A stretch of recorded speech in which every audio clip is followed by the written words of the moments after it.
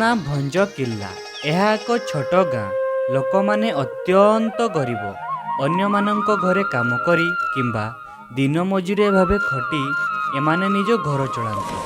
ଏହି ଗାଁ ମୁଣ୍ଡରେ ଝରଣା ପାଖରେ ଜଣେ କୃଷକର ଘର। ନା ତାହାର ଶୁଭମ। ପରିବାର କହିଲେ ତାର 2 ପୁଅ ଏବଂ ସିଏ ନିଜେ। ତାର ସ୍ତ୍ରୀ 2 ବର୍ଷ ଆଗରୁ କ୍ୟାନ୍ସର ରୋଗରେ ପଡ଼ି ମରିଗଲା। ବହୁ ଦୁଃଖ କଷ୍ଟରେ ବାପାଟି ତାର 2 ପୁଅକୁ ବଡ଼ ମଣିଷ କରିବା ପାଇଁ ଲାଗି ପଡ଼ିଥାଏ। ସେ ଚାହେଁ ଖଟି ଖଟି ମରିଗଲେ ବି ତାର 2 ପୁଅ କୋଳରେ ଲାଗିଯାଆନ୍ତୁ। ତେବେ ଆସନ୍ତୁ ଦେଖିବା ୟାଙ୍କ ଘରେ କ'ଣ ଚାଲିଛି।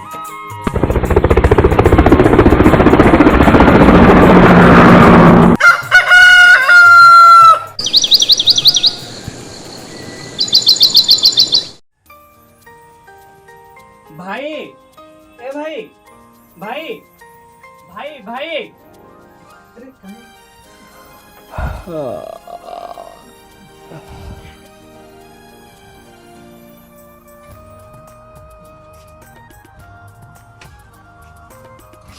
अरे कोण है काय मत उठू अरे उठू आज तू स्कूल जीवनी ना कोण हो तू जा मु जीविनी अरे से बेकार कथा गोटा कहनी है बापा एते कष्ट करी आम पई ट्यूशन खाता बहिर पैसा जोगाड़ करछंती आ ये देखो कहला कोन कॉलेज जीवनी अरे जते पैसा खर्च होले भी कोन मोर पाठ हुए तोर पाठ हुए तू पढ़ हेले बापा कोआडे गले अरे बापा पूरा हरिया घर को जाइछंती हेले कोन पई तो पई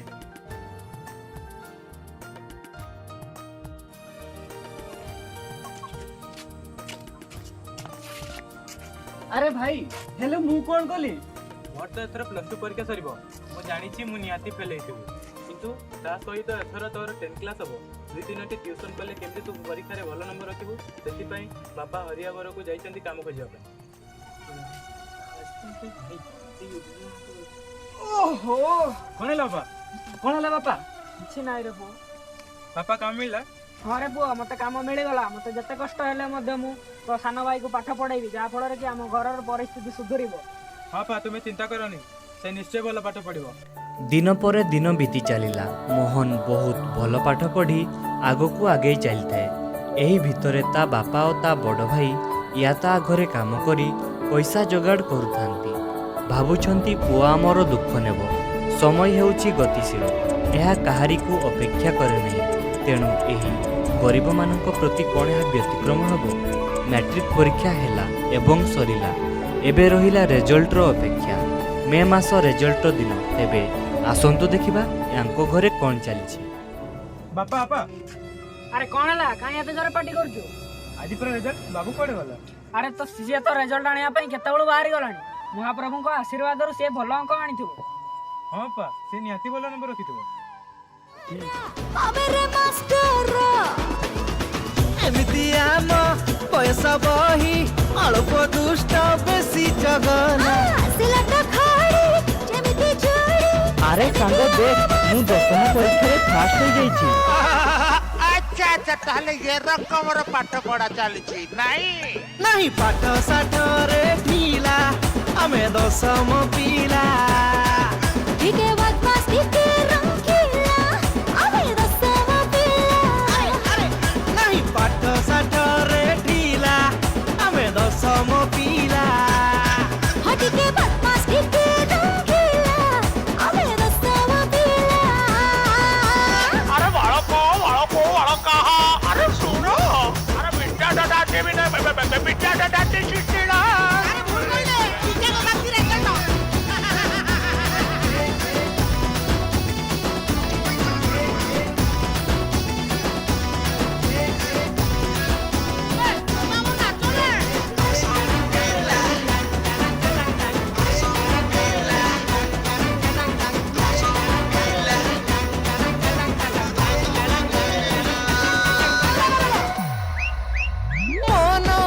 भूगोल आम गंडगोल आउ नाही बेल। बापा बापा अरे बा केते रहला भाई भाई अरे काई डरुछु केते नंबर रखिले मु फर्स्ट डिवीजन रे पास करछि बापा आ हो भाई मते स्कूल रे प्राइज मध्ये मिलिछि सतरे देखैलु तुम ପାଇଁ ଆଜି ପରିଚୟ ମୋର ତୁମେ ମୋ ପାଇଁ କି ଚଳନ୍ତି ଠାକୁର ବାପା ବାପା ଆରେ ପୁଅ ତ ମଲା ମାକୁ ଟିକେ ଜଣେଇଦେବା। ତୁମ ପରିଚୟରେ ମୁଁ ଆଜି ବାଟ ଚାଲୁଛି ଶିଖେଇଲା ତଥାପି ବି ଅଧା ବାକି ରହିଛି। ତୁ ବଞ୍ଚିଥିଲେ ଆଜି ତ ପୁଅର କୃତି ଦେଖିଥାନ୍ତୁ। ବଡ଼ ଭାଇ ରୁଦ୍ର ତ ଦୌଡ଼ି ଦୌଡ଼ି ସାହି ସାହି ବୁଲି ବୁଲି ଡାକରେ ଦେଲା। ତା ସାନ ଭାଇ ସ୍କୁଲରେ ପ୍ରଥମ ହୋଇଛି, ମ୍ୟାଟ୍ରିକ୍ ସରିଲା, ଏବେ +2 ପାଠ। ସାଇନ୍ସ ନେବ ବୋଲି ମୋହନ ଅଣ୍ଟା ଭିଡ଼ିଛି। ବହିପତ୍ର ଏବଂ ମେସ୍ରେ ରହିବା ପାଇଁ ଖର୍ଚ୍ଚ ଦେବେ ବୋଲି ତା ବାପା ଓ ତା ବଡ଼ ଭାଇ କିଛି ବଡ଼ କାମ କରିବା ପାଇଁ ଏଠି ସେଠି ହେଉଥାନ୍ତି। ତା ଭାଇ ଏକ ଟ୍ରକ୍ ମାଲିକ ପାଖରେ ଜିନିଷପତ୍ର ଲୋଡ୍ ଅନଲୋଡ୍ କରିବା ପାଇଁ କାମ ପାଇଗଲା। ଭଲ ଦରମା, ବହୁତ ଖୁସି। ତା ବାପା ମଧ୍ୟ ହରିଆ ଘରେ କାମ କରି ଭଲ ପଇସା ରୋଜଗାର କରୁଥାନ୍ତି। ଏଡମିସନ୍ ହେଲା +2 ସିପି କଲେଜ ଭଞ୍ଜକିଆରେ, ହେଲେ ଗଭର୍ଣ୍ଣମେଣ୍ଟ କଲେଜ, ରହିବ ବା କେଉଁଠି? ତେଣୁ ମାର୍କଣ୍ଡ ମେସ୍କୁ ବେଡ଼ିଂ ନେଇ ବାପ ପୁଅ ଦିହେଁ ପହଞ୍ଚିଗଲେ।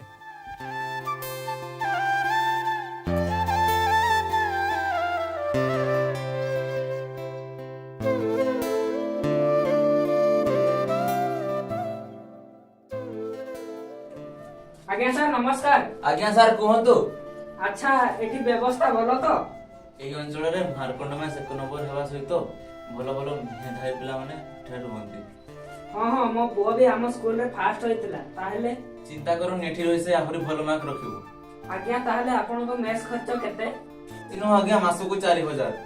ମାଲିକେ ଏହା ଟିକେ ଅଧିକା ହେଇଯାଉଛି। ଆରେ ମୋର ତ ଏଠାରେ ଏତିକି, ଅନ୍ୟ ମେସ୍ ମାନଙ୍କରେ 6000-7000 ନେଉଛନ୍ତି। ଗରିବ ମଜୁରିଆ ଲୋକ ଆଜ୍ଞା, ମାସକୁ 4000 ଦେବା ବହୁତ କଷ୍ଟ ହେଇଯିବ। ମୁଁ ଆପଣଙ୍କ ଗୋଡ଼ ଧରୁଛି, ମୋ ପ୍ରତି ଟିକେ କଳ ହୁଅନ୍ତୁ। ଥାଉ ଥାଉ ଗୋଡ଼ ଧରେନି ଆଜ୍ଞା, ସେ କ'ଣ ଭାବିବ? ହଉ ହଉ ହଉ 3500ରେ ଫାଇନାଲ, ନହେଲେ ଆପଣ ଅନ୍ୟ ମେସ୍କୁ ଯାଇପାରନ୍ତି। ମୋ ପ୍ରତି କଳ ହେବା ପାଇଁ ଧନ୍ୟବାଦ ସାର୍।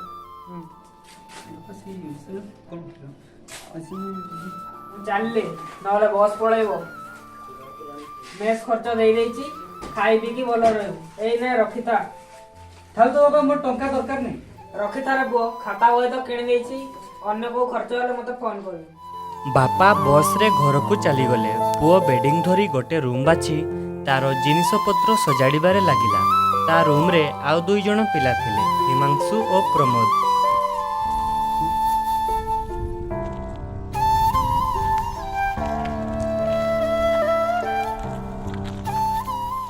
ଆରେ ପୁଅଟାକୁ ମେସ୍ରେ ରଖିଦେଲି ଯେ ଗୋଟେ ଚିନ୍ତା ଗଲା। ହେଲେ ଏବେ ମତେ ରକ୍ତକୁ ପାଣି କରି କାମ କରିବା ପାଇଁ ପଡ଼ିବ, ନହେଲେ ମେସ୍ ଖର୍ଚ୍ଚ ନଦେଲେ ମେସ୍ ମାଲିକ ବାହାର କରିଦେବ।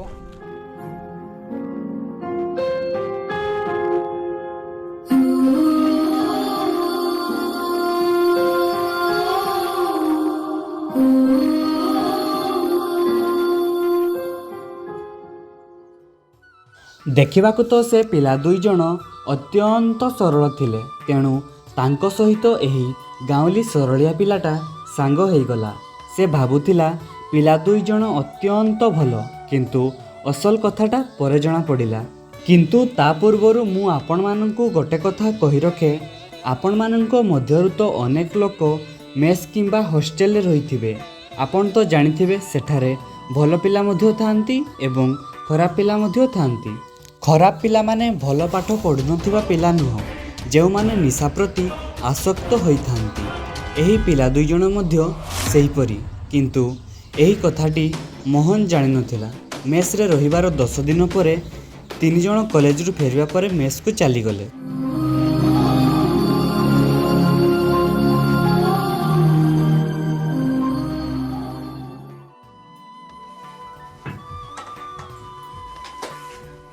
ଆରେ ମୋହନ, କଣ ବହି ବାହାରୁଛି ବେପାର କଲେଜରୁ ଫେରିଲୁ? ଖାଲି କଲେଜରେ ପାଠ ପଢ଼ିଲେ କ'ଣ ପାଠ ହେବ? ରୁମ୍ରେ ବି ପାଠ ପଢ଼ିଲେ ସିନା ପାଠ ମନେ ରହିବ। ବହୁତ କହୁଛୁ ବେ, ଆମେ ବୁଲିବାକୁ ଯାଉଛୁ, ତୁ ବି ଚାଲ। ନା ନା, ମୁଁ ବୁଲିବାକୁ ଯିବିନି। ତୁ ଆମ ସାଙ୍ଗ ନା କ'ଣ ବେ? ସବୁବେଳେ ପାଠ ପଢ଼ିଲେ କ'ଣ ପାଠ ମନେ ରହିବ? ଚାଲ ଟିକେ ବୁଲି ବୁଲାକି ଆସିବା। ଚାଲ। ମୁଁ ଯିବିନି, ତମେ ଚାଲ ନା। ସେମାନେ ଦୁହେଁ ବହୁତ ଜିଦ୍ କରିବାରୁ ମୋହନ ତାଙ୍କ କଥା ମାନିଗଲା। ସେମାନେ ସମସ୍ତେ ବଜାର ବୁଲିବା ପାଇଁ ବାହାରିଲେ। ହେଲେ କ'ଣ କରିବ, ମୋହନ ତ ଗରିବ ଘରର ପିଲା, ପିନ୍ଧିବା ପାଇଁ କ'ଣ ବା ଅଛି? ଛିଣ୍ଡାକତରା ଡ୍ରେସ୍ ହଳେ ପିନ୍ଧିଲା। ଆରେ ସାଙ୍ଗ ଇଏ କଣ ଡ୍ରେସ ପିନ୍ଧିଲୁ? ଭଲ ହଳେ ଡ୍ରେସ ପିନ୍ଧେ। ଆରେ ସାଙ୍ଗ, ହେଲେ ମୋ ପାଖରେ ତ ଏମିତି ଡ୍ରେସ୍ ହିଁ ଅଛି। ଆଉ ତୁ ତ ଜାଣିଛୁ ମୁଁ ଗରିବ ଘରରୁ ଆସିଛି। ତୁମେ ଯାଅ, ମୁଁ ଯିବିନି। ନା ନା ଚାଲ ସେମିତି କେମିତି ହବ? ଚୁପ୍, ଏକଦମ ଚୁପ୍। ଆମେ ଥାଉ ତୁ ଏମିତି କ'ଣ ପାଇଁ କହୁଛୁ?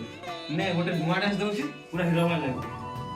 ସେମାନେ ସମସ୍ତେ ବଜାର ବୁଲିବା ପାଇଁ ବାହାରିଲେ। ହେଲେ ପ୍ରମୋଦର କିଛି କାମ ଥିବାରୁ ମାର୍କଣ୍ଡ ମେସ୍ର 17 ନମ୍ବର ରୁମ୍ରେ ଥିବା ଉଦିତ ତାଙ୍କ ସହିତ ବୁଲିବାକୁ ଗଲା। ଏହିପରି କେତେକ ଘଟଣା ମୋହନକୁ ତାଙ୍କ ସହିତ ଅତି ଦୃଢ଼ ବନ୍ଧନରେ ବାନ୍ଧି ଦେଇଥିଲା। ତୁ କରିଲେ ଋଣ, ଆରେ ତୁ କରିଲେ ଋଣ, ମୁଁ ସୁଝିବି କିସ୍ତି।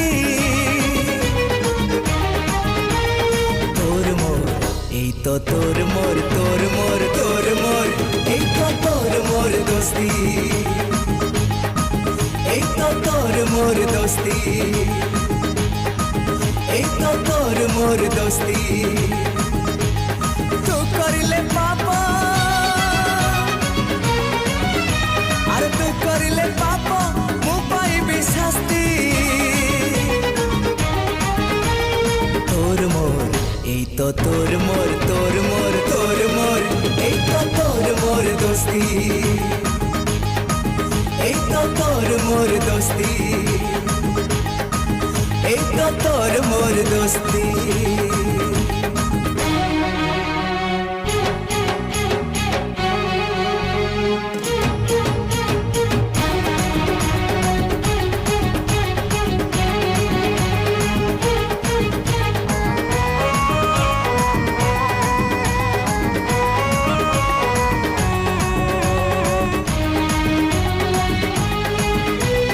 ସହରରୁ ବସ୍ତି ଗୋଟେ ଚର୍ଚ୍ଚା, ଆମ ଦୋସ୍ତି ପାଇଁ କେତେ ଈର୍ଷା। ସହରରୁ ବସ୍ତି ଗୋଟେ ଚର୍ଚ୍ଚା, ଆମ ଦୋସ୍ତି ପାଇଁ କେତେ ଈର୍ଷା। ଖରା ହଉ ଶୀତ ହଉ ବର୍ଷା, ଖୁସିରେ ଯିବ ମନ ଇଚ୍ଛା। ତୁ ହଇଲେ ଖୁସି, আরে তু হইলে খুশি, মু করিবি মস্তি। তোর মোর এই তো তোর মোর, তোর মোর, তোর মোর, এই তো তোর মোর দোস্তি, এই তো তোর মোর দোস্তি, এই তো তোর মোর দোস্তি।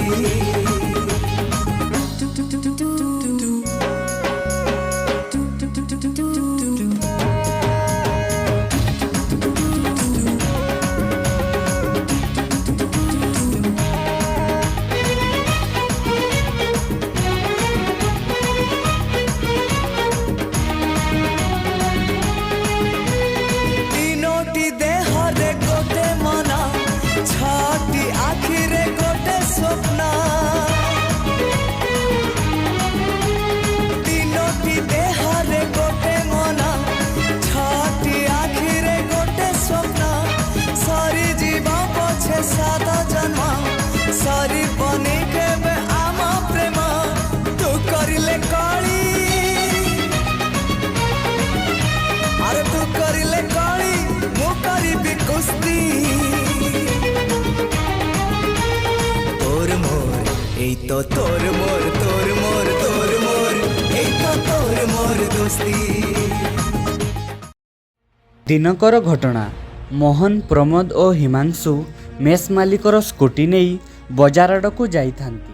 ଭଞ୍ଜକିଆ ବଜାରରେ ସେମାନେ ଖୁବ୍ ବୁଲିଲେ ଏବଂ ବୁଲି ବୁଲି ଏକ ଦୋକାନରେ ପହଞ୍ଚିଗଲେ। ସେଠାରେ ପ୍ରମୋଦ 3ଟି ସଫଲ କିଣିଲା। ସାଙ୍ଗ ଏଇ ନେ ତୁ ବି ଖା। ଆରେ ସାଙ୍ଗ, ଏଗୁଡ଼ା ସବୁ ମୁଁ ଖାଏନି। ନା ନା ସେମିତି ଆମ ସାଙ୍ଗମାନେ ଖାଇବାକୁ ପଡ଼ିବ। ସବୁ ଗଳି ସବୁ ଛକରେ ସଫଲ ମହକି ଯାଏ ରେ, ପୁରୀର ନୌକା ବି ସଫଲର ସ୍ୱାଦ ବାଛେ ରେ, ଛଉ ନାଚୁଥିବା ମୁହଁ ବି ସଫଲର ସ୍ୱାଦ ଆଜି ପାଇଯାଇଛି। ଏହିଭଳି ଭାବରେ ମୋହନ ଧୀରେ ଧୀରେ ପ୍ରଥମ ଥର ଖାଉ ଖାଉ ମାସେ ଭିତରେ ପତି ସହ ସଫଲ ଖାଇବା ଶିଖିଗଲା। ମାସେ ପରେ କଲେଜ ଛୁଟି ହୋଇଥାଏ। ସମସ୍ତେ ଘରକୁ ଯାଇଥାନ୍ତି। ମୋହନ ମଧ୍ୟ ଘରକୁ ପହଞ୍ଚିଲା।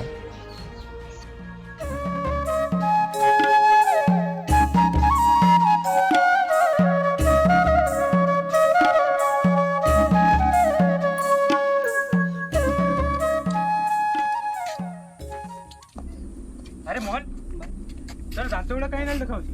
ଆରେ ଭାଇ ନାଇଁ ତ। ଦେଖେଇଲୁ। ଆରେ ସେଠାକାର ଆଇରନ୍ ପାଣି ତ, ସେଥିପାଇଁ ମୋ ଦାନ୍ତ ଗୁଡ଼ା ଗଭି ଯାଇଛି। ଆରେ ତୁ ମତେ ମିଛ କହନି ହେଲା। ଜୀବନରେ ମୁଁ ବହୁତ ଲୋକଙ୍କୁ ଦେଖିଛି। ସତ କହ, ସଫଲ ଖାଇଛୁ କି? ନା ଭାଇ ମୁଁ ଖାଇନି। ମୋ ମୁଣ୍ଡ ଛୁଇଁକି କହ। ହଁ ଭାଇ ମୁଁ ଖାଇଛି। ମୋ ଲାଇଫରେ ତ ପସନି ହେଲା। ମୁଁ ସଫଲ ଖାଉଛି ତ କ'ଣ ହେଲା, ପାଠ ତ ପଢୁଛି ନା। ଆରେ ତୁ ଏମିତି କ'ଣ କହୁଛୁ? ତୁ ତ ଆଗରୁ ଏମିତି ନଥିଲୁ। 2-3 ମାସ ଭିତରେ ଏତେ ବଦଳିଗଲୁ। ସରି ଭାଇ, ବାବାଙ୍କୁ କହିବୁନି ପ୍ଲିଜ୍। ମୁଁ ଏଗୁଡ଼ା ସବୁ ଛାଡ଼ିଦେବି। ହଉ ଏଇଥର ଏଟା ଛାଡ଼ିଦେଲି, ଆଗକୁ ଯେମିତି ନ ଦେଖେ। ହଁ ଭାଇ। ବଡ଼ ପିଲାଟା ତା ବାପାକୁ କିଛି କହିଲାନି, କାରଣ ଏହା ଜାଣିଲେ ତା ବାପା ବହୁତ ଦୁଃଖ କରିଥାନ୍ତେ। ଏଥର ସିଏ ମେସ୍କୁ 5,000 ଟଙ୍କା ଆଣି ଆସିଥାଏ। ମେସ୍କୁ ପହଞ୍ଚୁ ପହଞ୍ଚୁ ସନ୍ଧ୍ୟା 7ଟା ହେଇଗଲା। ସେତେବେଳକୁ ପ୍ରମୋଦ ଓ ହିମାଂଶୁ ମେସ୍କୁ ପହଞ୍ଚି ସାରିଥାନ୍ତି। ଆରେ ତୁମେମାନେ କେତେବେଳେ ପହଞ୍ଚିଲଣି? ଆମେ କେତେବେଳେ ପହଞ୍ଚି ଯାଇଛୁ? ତତେ ହିଁ ଅପେକ୍ଷା କରିଛୁ। ଆଜି ରାତିରେ ବହୁତ ମଜା ହବ। ମୋହନ ତୋ ପାଇଁ ଗୋଟେ ସରପ୍ରାଇଜ ଅଛି। ଆରେ କ'ଣ ସରପ୍ରାଇଜ କହୁନୁ? ଆରେ ସରପ୍ରାଇଜ ଟା କହିଲେ କ'ଣ ତାହା ସରପ୍ରାଇଜ ହେଇ ରହିବ? ହଉ ତାହେଲେ କେତେବେଳେ କହିବ? ଆଜି ରାତି 11:55 ବେଳେ। ହଉ ତାହେଲେ।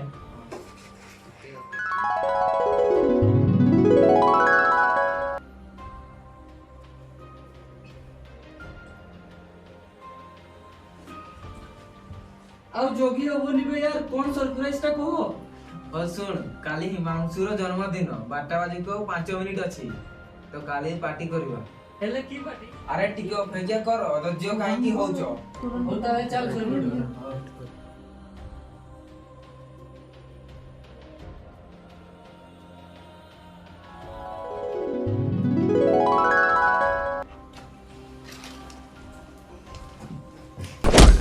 ପ୍ରମୋଦ, ବ୍ୟାଗରୁ ଜିନିଷ ସବୁ ବାହାର। ଆରେ ହଁ ରେ। ତାଙ୍କ ବ୍ୟାଗ୍ରୁ ଯେଉଁ ସବୁ ଜିନିଷ ବାହାରିଲା ସେସବୁକୁ ଦେଖି ମୋହନ ଆଶ୍ଚର୍ଯ୍ୟ ହେଇଗଲା। ଆପଣମାନେ ଜାଣିବାକୁ ଚାହୁଁଛନ୍ତି ତ ଶୁଣନ୍ତୁ। ତା ବ୍ୟାଗ୍ରୁ ଗୋଟେ ଠିପିବନ୍ଦ ବିୟର ବୋଟଲ ଏବଂ ଚିଲି ଚିକେନ ପ୍ୟାକେଟ୍ ବାହାରିଲା। ହିମାଂଶୁ ଓ ପ୍ରମୋଦ ସେଗୁଡ଼ିକୁ ବାହାର କରିବାକୁ ଲାଗିଲେ।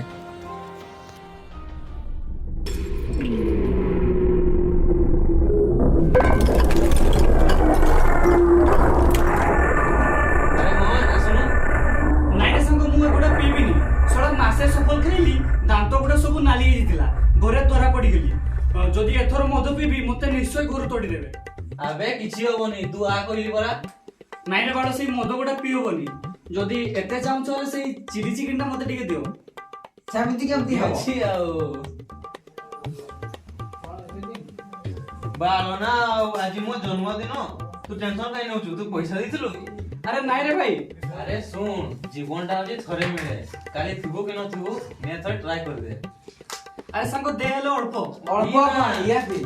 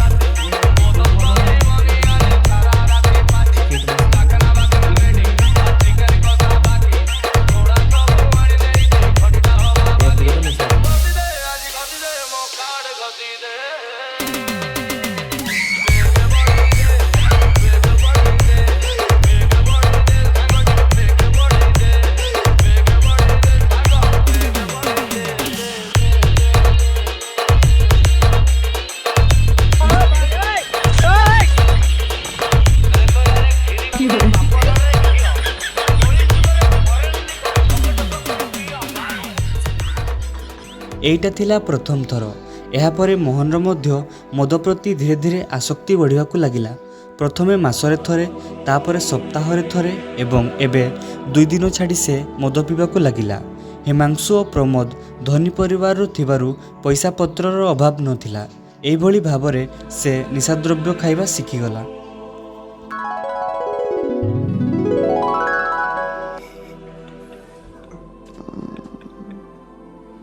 अबे हिमांशु प्रमोद अरे कौन है ଶୋଇବାକୁ ଦେ ୟାର। अबे कॉलेज रे गई गला अरे कॉलेज ना मो बारो ଶୋଇବାକୁ ଦେ ୟାର। ଆବେ ଆଜି କଲେଜ ଯିବାନି ତୁ କାଇଁ ଟେନସନ ନଉଛୁ? हेले आज रो पाठ मिस होई जीवो ना ओहो दिने न कॉलेज गले कोन महाभारत अशुद्ध होई जीवो पुरुषोत्तम तो सब पाठ बुझी नबा। अरे हो ठीक अछि ଆବେ ପ୍ରମୋଦ ତୁ ଆର ଜିନିଷଟା ଦେଖିଲୁ କି ନାହିଁ? अरे भाई मो नाना राणा मु सत्तर भूली जाई छी। एई मोहन देख मो आईफोन।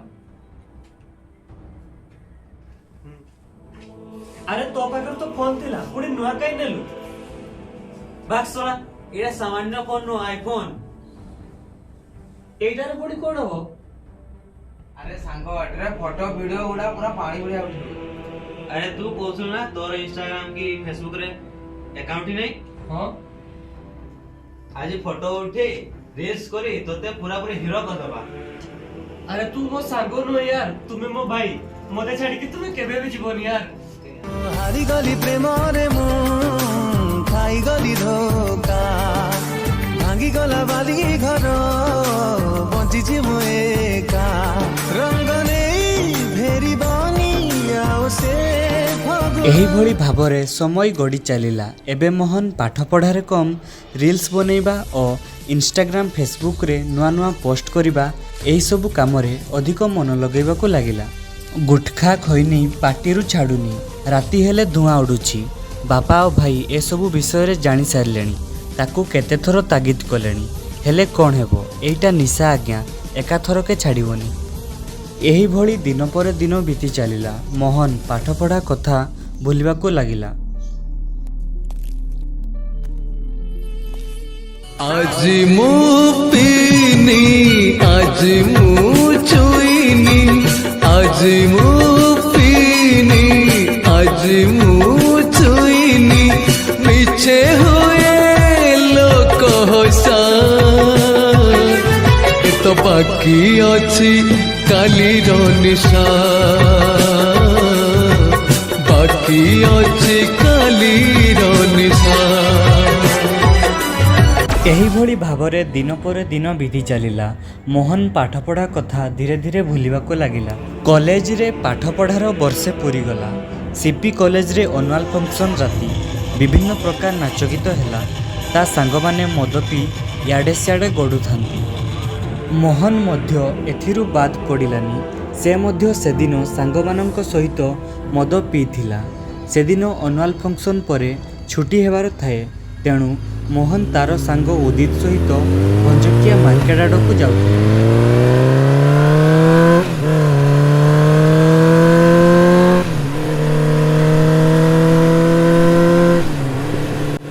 ରାସ୍ତାରେ ସେମାନେ ଭେଟିଲେ ଏକ ମୃତ୍ୟୁଦାନବକୁ। ସେହି ମୃତ୍ୟୁଦାନବ ହେଉଛି ଏକ 12 ଚକିଆ ଟ୍ରକ୍। ମଦ ପିଇଥିବା ହେତୁ ଟଳବଳ ହୋଇ ସେମାନେ ଟ୍ରକ୍ ସାମ୍ନାକୁ ଆସିଯାଇଥିଲେ। ଆଉ ତାପରେ ଯାହା ହେଲା ତାହା ଆପଣମାନେ ଦେଖନ୍ତୁ।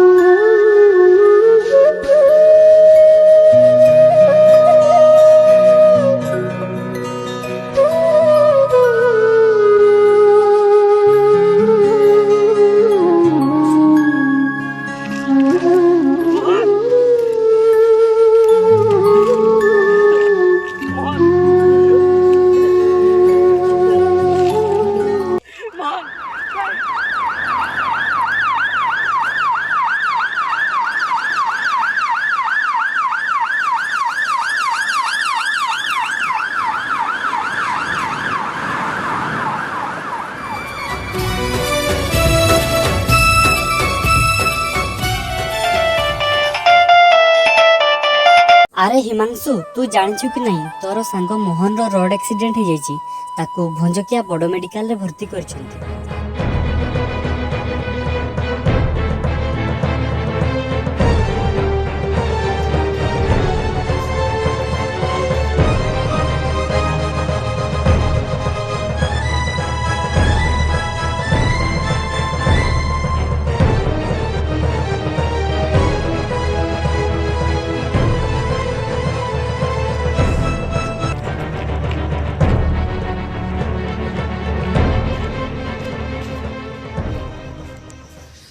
ଆଇ ଏମ୍ ସରି ହିମାଂଶୁ, ମୁଁ ତ ସାଙ୍ଗକୁ ବଞ୍ଚେଇ ପାରିଲିନି। ଡାକ୍ତର ବାବୁ ଏ କ'ଣ କହୁଛନ୍ତି? ନା ନା ମୋ ସାଙ୍ଗକୁ କିଛି ବି ହେଇନି। I am sorry sir, accident ସ୍ପଟରେ ହିଁ ଆପଣଙ୍କ